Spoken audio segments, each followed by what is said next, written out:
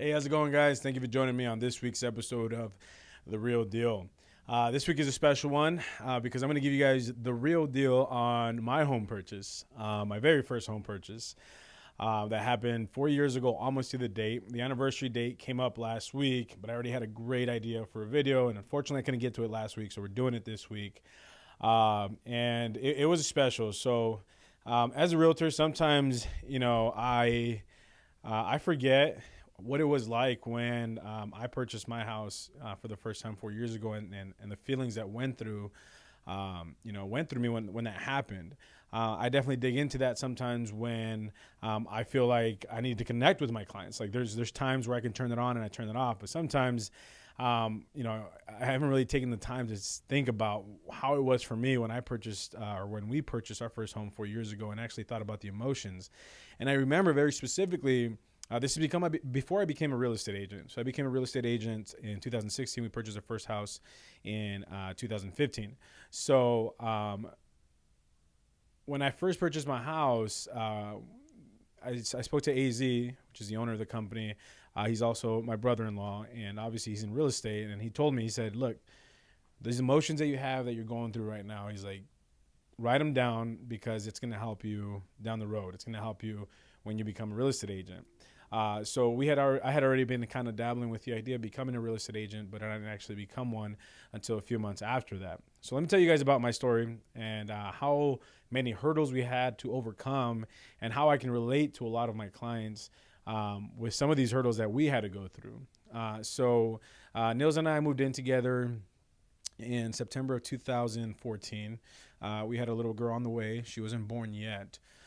So we had a decision to make, which is a very common decision a lot of my clients have to make, which is renew your lease for another year or save up your down payment to purchase a home. This is before a bunch of these down payment programs were out. So our only option was to move out and, move in with family to save up because, let's just be honest, we were just irresponsible. We were spending money like crazy. So we didn't have a savings account to go and put a down payment on a home. So we made a decision. We said, you know what, we won't renew our lease. And then we ended up moving at her mom's house for, I think, 3 or 4 months to try to save up for a down payment. However, whenever it was time to actually get the process started, when we started talking to a lender, we realized that we had a lot more debt than we had anticipated. So whatever money we thought we were going to have to save was probably not going to be enough. We were also going to have to pay down some debt. So we were going to have to save up for a down payment, pay down some debt, right? So we're at her mom's house, and this is a very common story that I hear all the time, like I said, with my clients, where, they stay with family for a few months to save up, get their down payment. And it was uncomfortable. I'm not going to lie. Nils' mom is wonderful. I love her. She's a wonderful woman. But obviously she has her ways of doing things. And then obviously, I had my ways of doing things for the longest time. I lived alone with my son, so let's just say that we weren't the cleanest duo. And Nils' mom is notoriously very clean. She kept everything super tidy. So that was always kind of a struggle for us. So we went through all these, awkward moments. And then eventually we finally get to the point where we're ready to start our home buying process, right? We think we're ready. I forgot exactly what it was. Something pops up, right? I don't know if it was an old student loan debt or maybe I don't know exactly what it was. But the point is, we were under contract on our house, but we couldn't close because we didn't have the funds to finalize and do our down payment. Luckily, around that time is when down payment programs started coming out. So we're talking the beginning part of 2015. So our lender tells us, hey, your credit score is at, this amount. It was like, I don't know, I don't remember the exact amount, but I'll tell you what we got it to get the down payment assistance.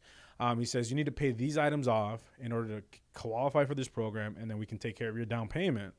So we didn't have the money, right? So then what did we do? Well, we did what most people do. We waited for our taxes. At the time, Zenaida was already born, and then I had my son, of course. So, Nilza had a decent tax return, and then I had a decent tax return. So we're like, okay, we have like $4,000 coming. We can do that. But it was just a struggle because, delays after delays. Can you imagine being under contract in the process of purchasing a home and then, relying on the IRS to cut you your damn refund check, which is super relevant right now, with tax season right around the corner. So we kept getting extension after extension to close on our home. Finally, I don't know what happened. We end up getting our tax return, and then everything just lines up perfect. We pay off the cards that we had to pay off. Our lender does something called a rapid rescore, which is still something that can be done right now, where our credit score instantly jumps up. We're now able to qualify for this down payment program. The rest is history. We purchased a house. We didn't absolutely love it. We got a good deal on it. Nils, I liked it. Nils didn't like it so much. So we purchased a house, and then we didn't last the 2-year mark. I know a lot of people will last the 2-year mark because of tax savings or whatnot, but we just didn't love the house. So we actually sold it within 22 months, and then we were able to buy a house that we absolutely love. That's the house that we're in now. We've been there for 2 years, and it was just a huge accomplishment to be able to purchase the house that we're in now. But we would not have been able to do that had we not gone through those first steps the first time that we purchased our first house, because we used that equity to purchase our second home, and we actually took advantage of down payment assistance again when we purchased our second home. So a lot of people think that you can only use down payment programs for first-time homeowners. That's not the case. We used it the first time we purchased our first home, and then we combined our equity that we built in those first 2 years plus the down payment program to put a nice big down payment down on the new house. So it's not just for first-time homeowners. Down payment programs are for anybody that wants to take advantage of them. For us, the difference in interest rate was like, I don't know, $50 a month, but to be able to put an extra 10 grand in our house for $50 a month, it was kind of a no-brainer for us.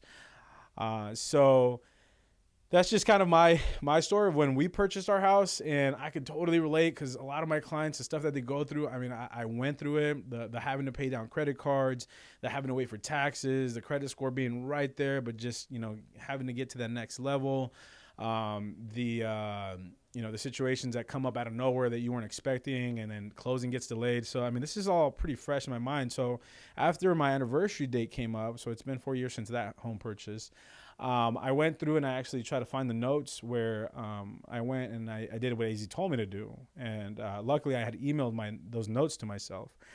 So what I ended up doing was basically just jotting down all the stuff that I went through.